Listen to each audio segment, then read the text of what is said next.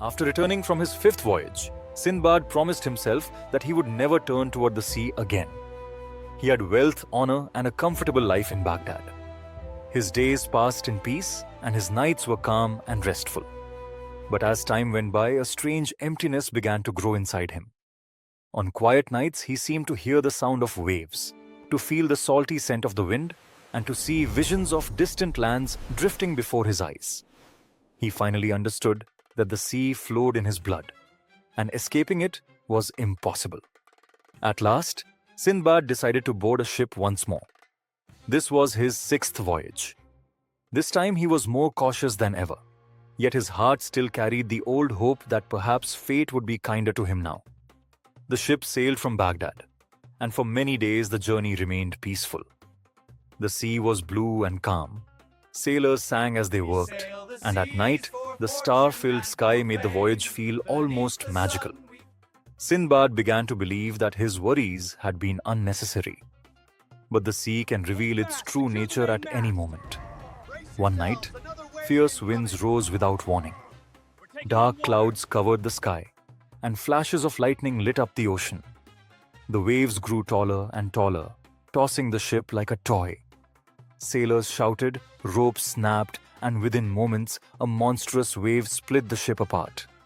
Wooden planks shattered, people were thrown into the sea, and Sinbad too was swept away by the raging waters.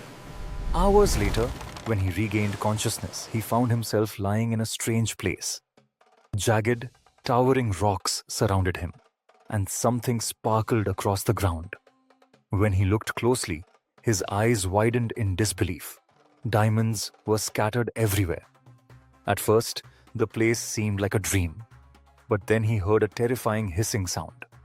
Giant serpents were crawling across the ground, so huge they could swallow a man in seconds. Sinbad realized that this was not a valley of treasure, but a valley of death. Fear gripped him, but Sinbad forced himself to stay calm. During the day, he hid in the shadows of the rocks, and at night, he stayed alert to avoid the snakes.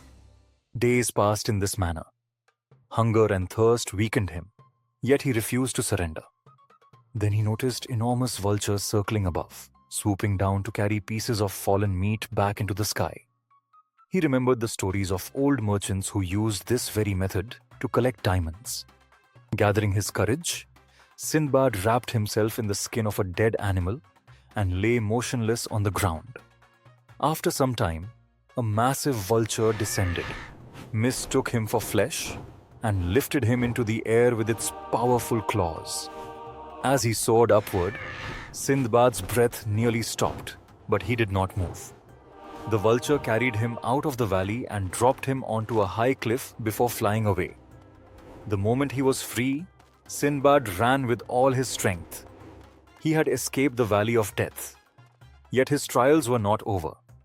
For many days, he wandered through hills and forests.